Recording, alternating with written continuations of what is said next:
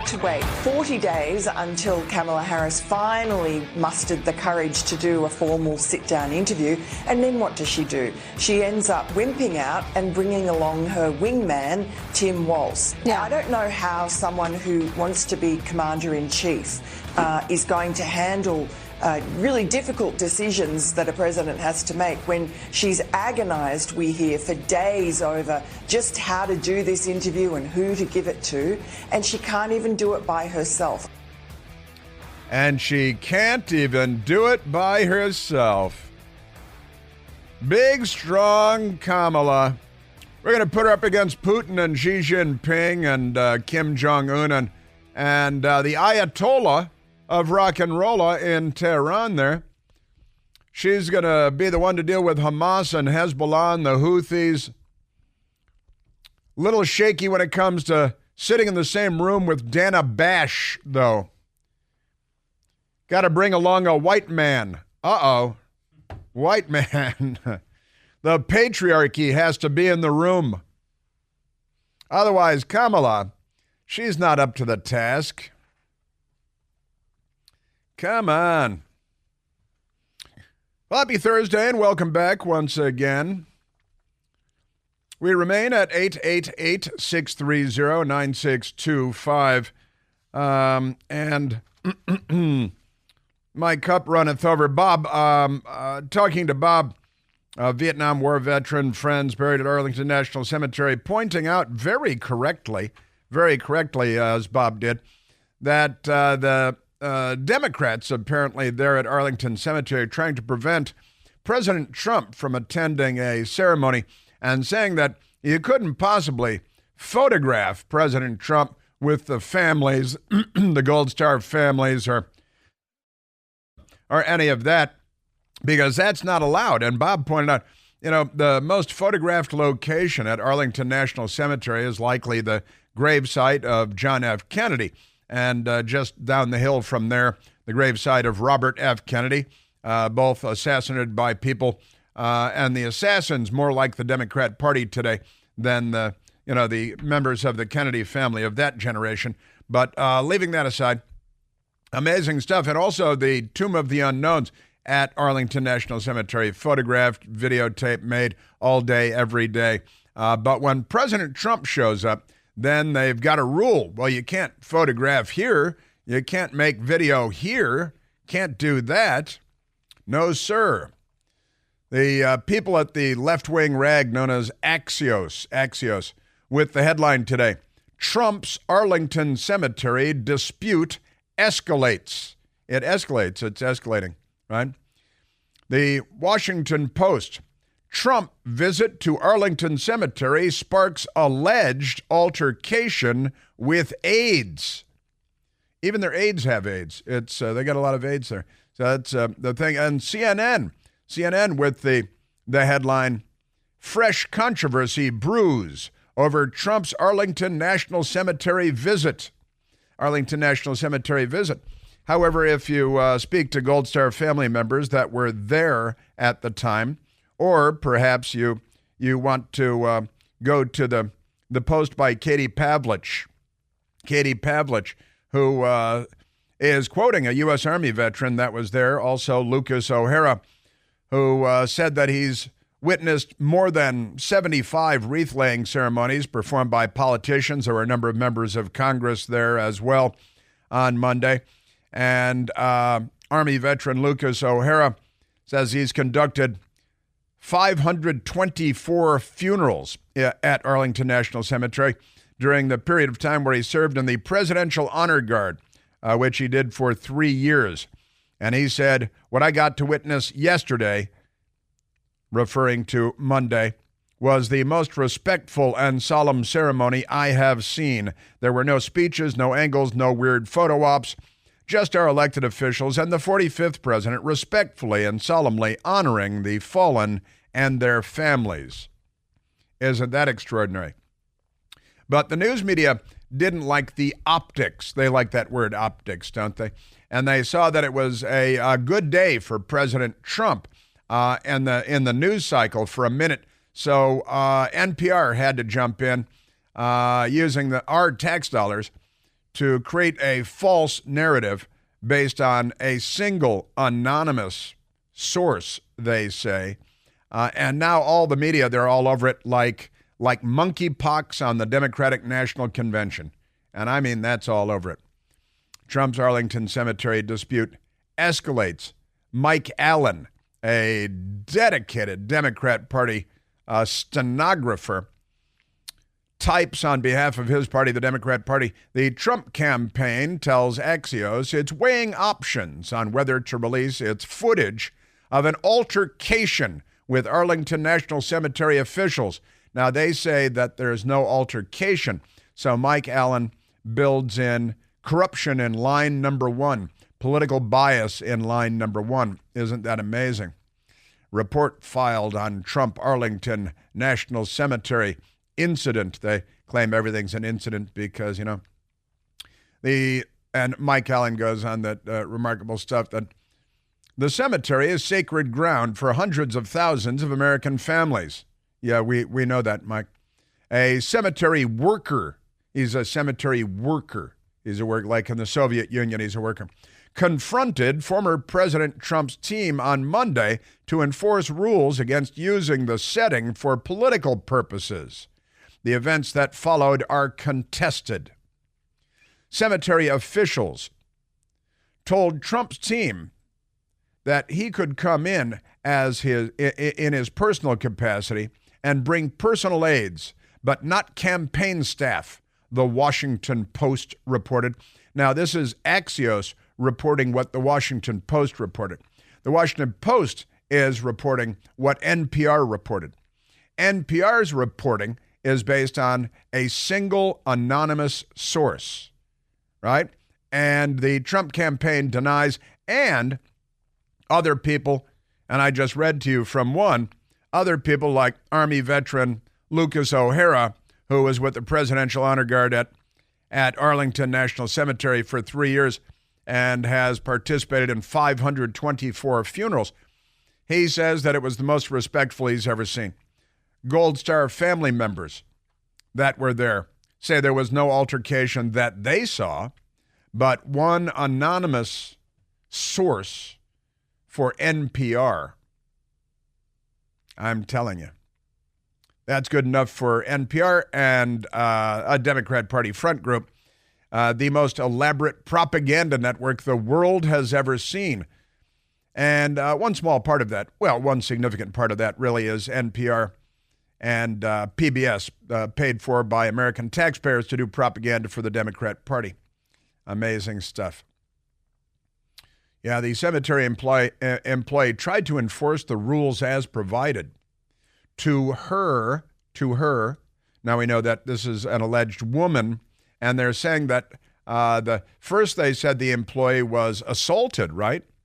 Was physically jostled or so. Now we learned last night it's a woman. And now they're saying that the Trump campaign staff basically assaulted a woman who was just trying to enforce the rules. Tried to enforce the rules as provided to her by blocking Trump's team from bringing cameras to the graves of U.S. service members killed in recent years.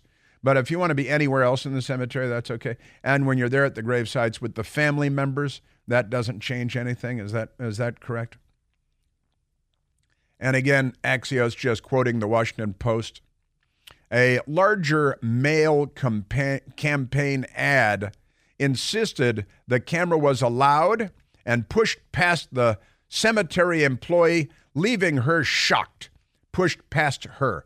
She was physically standing in the way of the former president and the group that the president was with, and she had to be pushed out of the way, forced out of the way. But the person is still anonymous, you understand. I think she may show up on MSNBC before too long. The Trump campaign says it had permission for a photographer. Of course, a cemetery spokesperson, because they don't have genders anymore. A spokesperson tells Axios, a left-wing rag, and Mike Allen, a left-wing hatchet boy for the Democrat Party, federal law, quote, prohibits political campaign or election-related activities within Army National Military cemeteries to include photographers. Is that so? And the Speaker of the House had to strong-arm his way past the Arlington Cemetery management types to get President Trump, who was invited by Gold Star families, to participate in the third anniversary ceremony. Amazing stuff. This is crazy. It prohibits the campaign. That's you can photograph all you want at the John F. Kennedy gravesite and at the Tomb of the Unknowns, but not if you're a former president of the United States. That's where they draw the line. That's prohibited. But invited by the Gold Star families, we don't care. Sure. Well, Joe Biden didn't show up. Kamala Harris didn't show up. Tim Walz didn't show up. President Trump did show up. The cemetery reinforced and widely shared this law. They widely shared this law and its prohibitions with all participants for Trump's visit per an emailed statement, meaning that Axios is talking to another anonymous person, I guess, at Arlington Cemetery. Isn't that amazing? A defense official, another anonymous person and a single lone person, a defense official told AP, the Associated Press, that the Trump campaign was warned not to take photos in Section 60. That's where the Gold Star families were visiting, and they invited President Trump. The burial site for military personnel while fighting in Afghanistan and Iraq. Trump was at Arlington at the invitation of some of the Gold Star families of the 13 service members who were killed in the Kabul airport bombing exactly 3 years prior. Photos that spread on social media showing Trump smiling at grave sites with the families of fallen service members, some of whom were also smiling for the photograph. Fallen service members added to the scrutiny surrounding the visit by left-wing hacks like Mike Allen at Axios. Remarkable stuff. And again, Gold Star family members said they saw no altercation of any kind. There was no hubbub, no dust-up of any kind, according to the Gold Star family members that were present, and according to Lucas O'Hara, an Army veteran who spent 3 years on the Presidential Honor Guard and was involved in 524 funerals and 75 wreath layings, more than 75 wreath layings. Never mind that. And here are a couple of photos that you can find online of President Trump with family members, and they are there with the President of the United States, their children, their widows, their parents present, and they're all there with President Trump at the grave sites in Section 60. And that's okay. Isn't that amazing? Yes, it is. But our news media, they thought, well, let's just, NPR has one anonymous person saying something that's not supported by any other firsthand testimony. But never mind that. That's your Democrat Party. And Axios and Mike Allen, Democrat Party. NPR, taxpayer-funded Democrat Party. Washington Post, sent a billionaire-owned Democrat Party mouthpiece. One more white key on the House organ of the Democrat Party. That is a racial reference. You know, as you gear up for back to school and the fall season, it's upon us now, isn't it? Your feet deserve the same level of support that they've had throughout all your summer adventures. Introducing G-Defy shoes. G-Defy shoes with VersaShock technology. Unlike ordinary brands of shoes, G-Defy shoes offer superior shock absorption and trampoline-like energy return. This can help provide relief from foot pain, knee pain, ankle pain, even problems with your back in some cases, whether you're a parent tackling the new school year, chasing after your kids, or just hustling through the daily grind in big city America. G-Defy shoes offer the comfort and versatility that your feet crave. My best girl's got a pair. I've got a pair. We hike around the city, and they are great, and they do make your step and your arches feel just great. Every pair comes with 2 free pairs of orthotics and a special lateral stabilizer, which has been proven to help improve your stride and your run, the way you walk, the way you run. And as a listener to this radio show, you get to enjoy a special back-to-school offer. Visit gdefy.com and get $20 off your order of $100 or more with the code CHRIS. That's me, CHRIS. That's GDEFY, gdefy.com. Don't forget to use the code CHRIS for $20 off your order of $100 or more. Step into the fall season with G-Defy shoes. Visit gdefy.com today. Yes, sir. Yeah, our news media, they're just an engorged appendage on the body politic of the Democrat Party and nothing more. I've been talking about this for how long now? They keep proving my point day after day, year after year. What's the matter, you? Aha. All right. The media makes it up, and then the other media follow. It's the media we have. Let us take a phone call. I still haven't gotten to Kamala and the Dana Bash interview tonight and all that. Let's go to Robert calling from Waldorf, Maryland. Robert, you're on the Chris Plant Show. Hey, how you do? I guess about 25 minutes ago, I called up Mike Johnson at the Capitol there, left a message. And I said to him, that we should stop funding NPR. Uh-huh. He should pass some kind of legislation to stop the government funding, or the taxpayers actually funding NPR, because the government doesn't fund it. Actually, it's the taxpayers. Right. And it should have been done yesterday. Yep. And also, if WMAL is not funded by the taxpayers, then why is NPR funded by the taxpayers? That's exactly right. That's exactly right.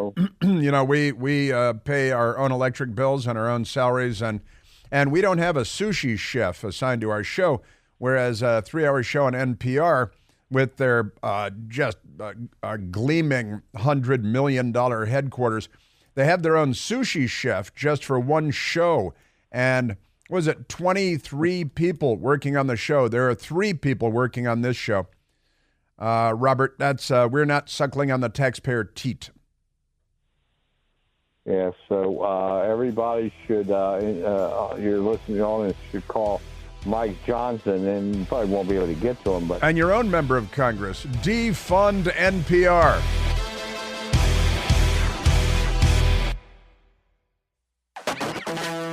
You know, we recently started providing the never-ending war in Ukraine, and there are a couple of I guess minor items on that, with the ongoing war and hundreds of thousands dead. The Washington Times has a headline today, their lead story, in fact, Ukraine ready to talk peace. Russia fumes. Russia's been fuming for centuries, though. Zelensky to brief Biden, both U.S. candidates, on proposal. Because the United States, the United Nations, the European Union, NATO, none of them doing anything about bringing peace to the Russia-Ukraine war, where literally hundreds of thousands have been killed. Unlike in Gaza, where the Democrats are rioting on college campuses again because college is back in session, and there was mayhem and violence on Monday at Cornell University, and then yesterday violence and mayhem on at least one more college campus in favor of the jihadis and anti-Israel. But there are no peace talks. We even sent that idiot Antony Blinken over there. And he stayed at luxury hotels and drove around in motorcades, and it's not going anywhere because the jihadis don't want peace. They want genocide, and the Democrats really support the genocidal maniacs while having 20-year-olds and 25-year-olds out there saying, stop the genocide, while they're actually supporting the genocidal lunatics. But never mind that. And nobody's, where are the peace talks going on in the Ukraine war? The much larger war, the much more significant war. There are none. The correct answer is there are none. But now the Washington Times with a story on the front page.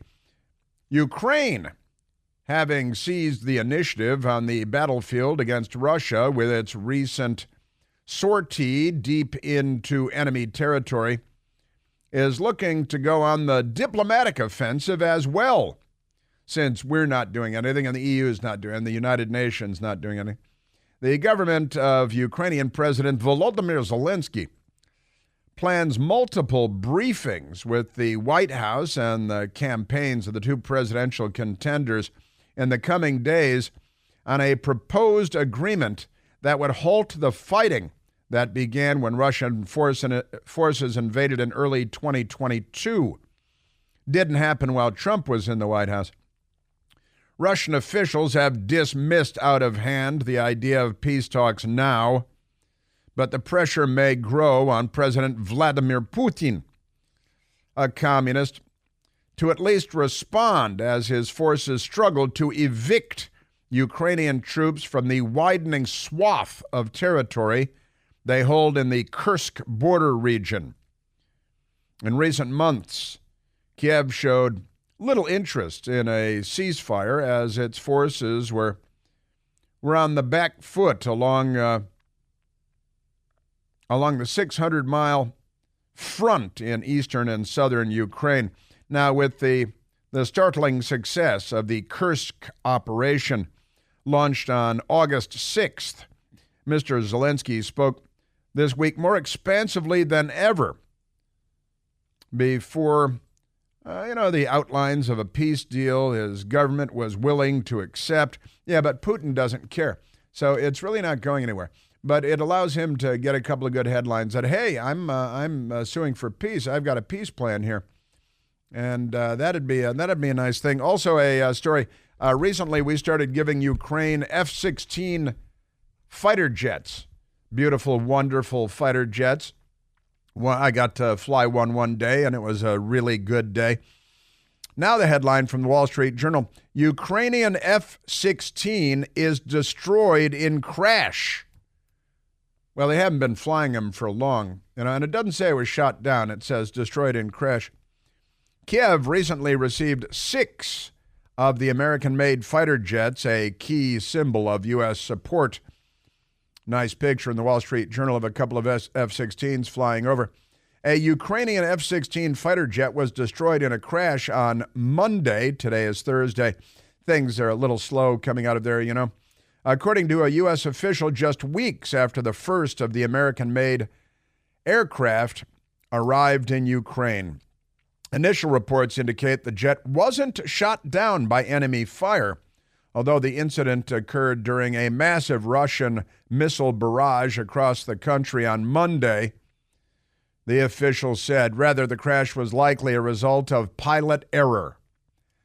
We just gave you these beautiful fighter jets, and you're going to go around crashing them into the ground. The earth is big. It's easy to miss. Here, I know that it's in your right hand, there's the control, the joystick. You can, just tilt the nose up and avoid the planet. I found that to be pretty easy. Maybe I should go over there. I can fly one of these. I don't know if I can take it off and land it, but I can fly it. I can fly it in between. That's another thing. Isn't that amazing? All right, now there's a lot going on. There are no peace talks in Ukraine, and there are no peace talks in the Middle East, and they're on and on. But never mind that. Also, we apparently had a telephone outage here a little while ago. All of our phones were knocked out at the same time. I blame Putin or the NSA or maybe Biden. Could be Biden. Not entirely sure. But now the phones are apparently back up I see on the big screen over there, at 888-630-9625. there is an update of sorts on the attempted assassination of President Donald Trump, because the FBI held, not on camera like a Western country and Western civilization, but the FBI held a bit of a telephone paddleball game with the news media yesterday, where they took some questions. The Washington Post, now they don't, the Democrats, and I've got some audio, President Trump was asked about the assassination attempt and whether the Democrats liked it, by Dr. Phil, of all people. And I've got that audio for you. We had a little bit of it yesterday, but we got a little more today.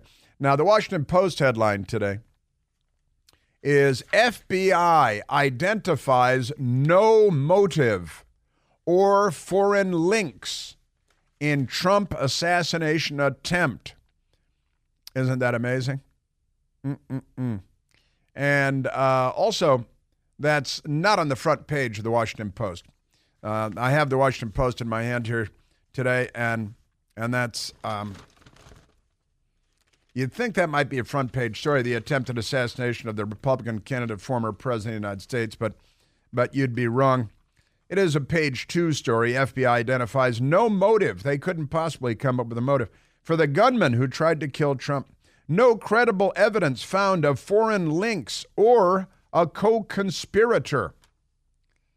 We see no definitive ideology associated with our subject, either left-leaning or right-leaning.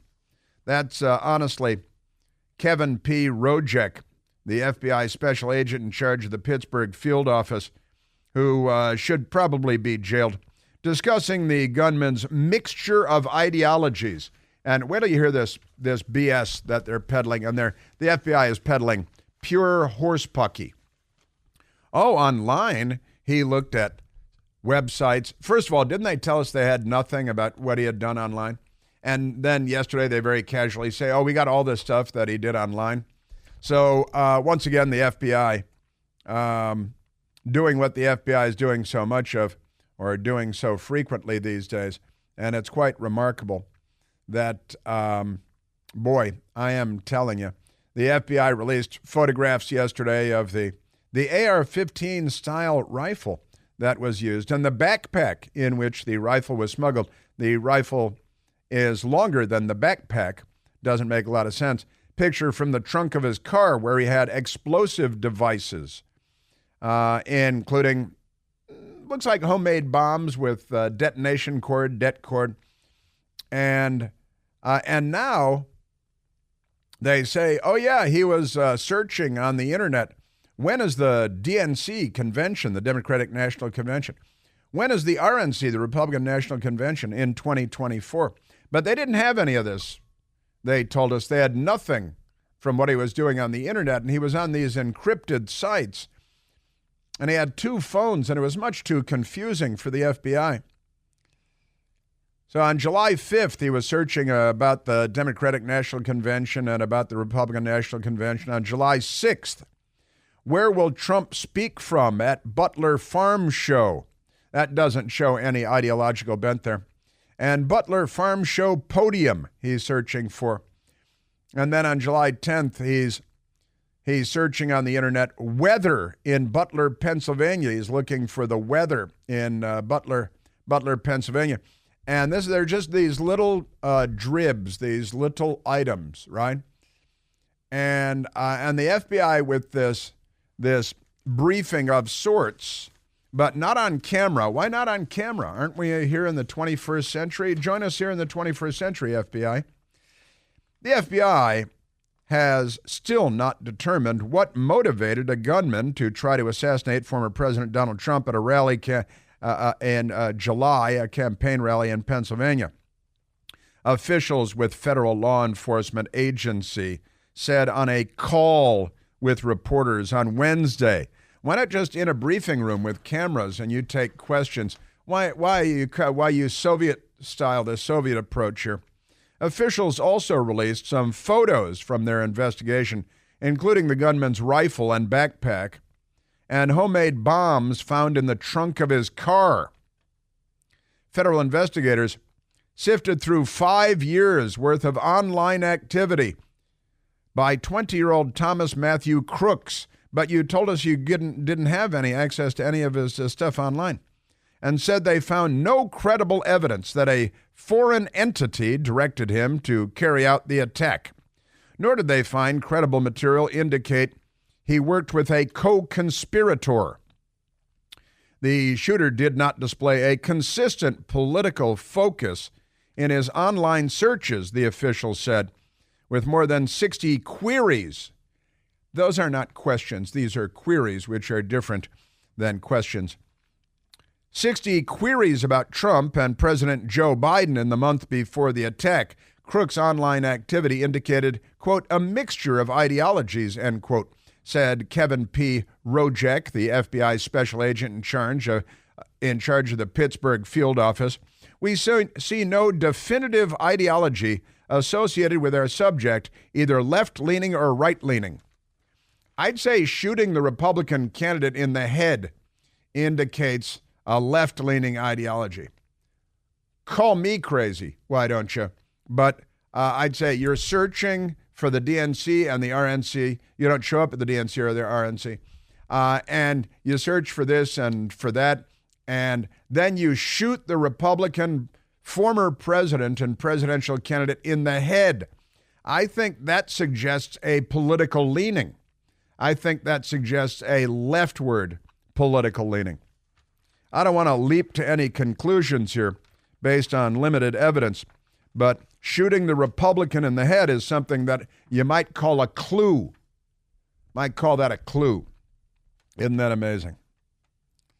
The gunman's online history shows he sought information about both Democratic and Republican national conventions, researched logistics about Trump's rally in Pennsylvania, the official said, and then he shot him. See, that helps when you're trying to come to conclusions here. They stress that the investigation is ongoing. Yeah, so is the investigation into Lee Harvey Oswald shooting John F. Kennedy, and they haven't released documents on that. Kind of amazing stuff, 61 years later. Man, oh man. They stressed, the federal officials did, that the investigation is ongoing. They continue to pursue leads regarding the gunman and any possible associates. Yeah, the motives are a real mystery. Where he Googled lefty things and righty things. Isn't that amazing? I've got more on this. I've got plenty more on this. And I've got an interview with a now former FBI special agent and Navy SEAL, what he thinks about all this. And that's pretty good stuff. Yeah, they couldn't possibly leap to any conclusions. Well, he searched about the DNC and he searched stuff about the RNC. So we just don't know what to make of it. Now, if he had shot Joe Biden in the head and shot Donald Trump in the head, then that'd be kind of even Steven.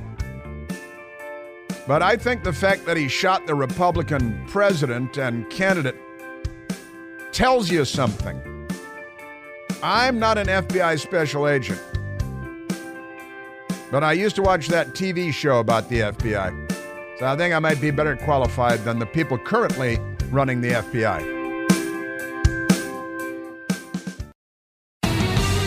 I've got a bunch of audio that I want to get to and share with you since we're on the radio and everything, including President Trump being interviewed, and he was asked about the Democrats and the assassination attempt. Now, listen, I talk to a lot of people, and law enforcement people and so on, and lawyers, and I talk to a lot of people.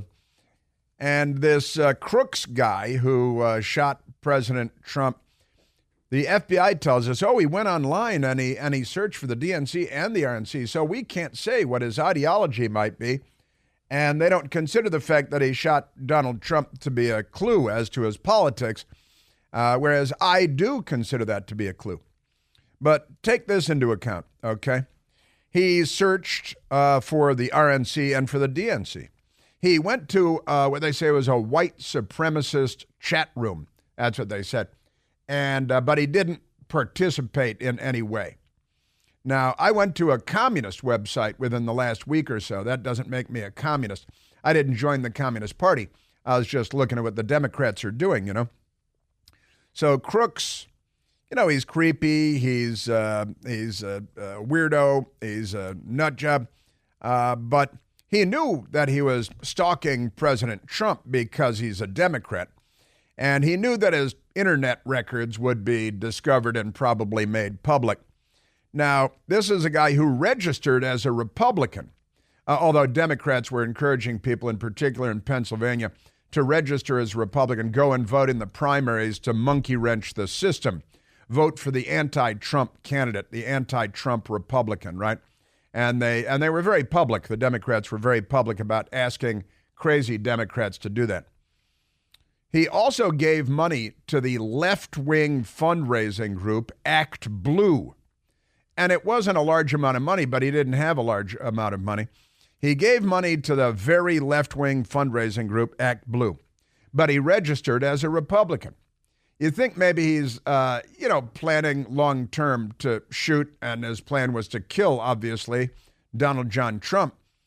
And he knew that as a would-be assassin, that his internet history would be public.